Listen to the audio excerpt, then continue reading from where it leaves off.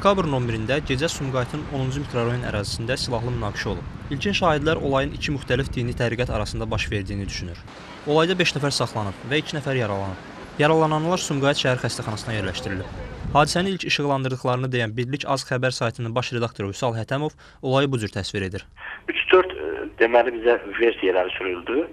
Deməli birinci oldu ki, dini zəmindədir, Şiə və Vəhabilər.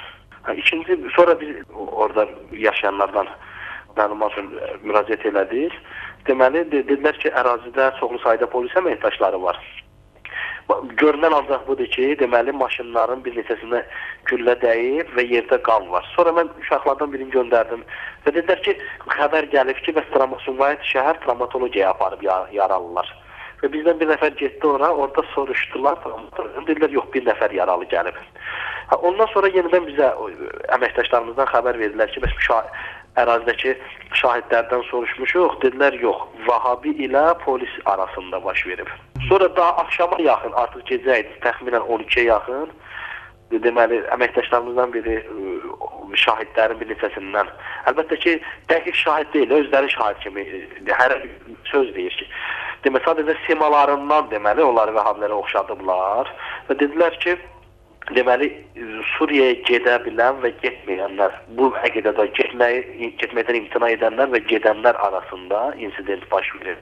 Qaranlıq bizə qalan nə idi ki, burada Sumqayıtda ümumiyyətlə, deməli, təbii şəkildə, heç vaxt, heç sürü şəkildə də qızışdı, dini məzhəblər arasında problem yaşanmayıb.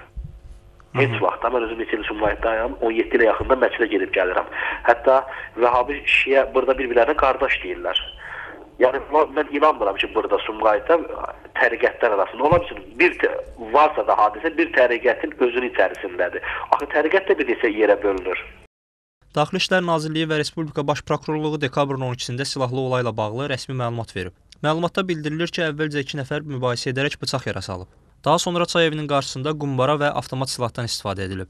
Şübhəli şəxs qismində axtarılan Elçin Əkbərovun yaşadığı evə baxış keçirilən zaman 2 qumbara aşkar edilib.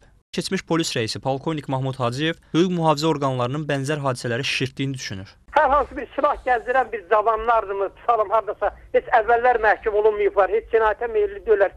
Hüquq mühafizə orqanlarına tabi olmurlar və hardasa orada bir balaca mübahisə gedir, atışma gedir. Sonra məlum olur ki, onların içində namaz qılan, oruç tutan uşaqlar da var. Aha, tez əlimizə girəvət keçir. Yazırlar ki, hüquq mühafizə orqanlarının keçirdiyi yüksək səviyyəli əməliyyat axtarış tədbirləri nəticəsində böyük bir radikal İslami qruplaşma və yanılıq atışma nəticəsinə zərərsizləşdir. Faktla bağlı cinayət işi başlanıb. Hadisənin digər iştirakçılarının da aşkarlanaraq məsuliyyətə cəlb olunmaları istiqamətində tədbirlər davam edir.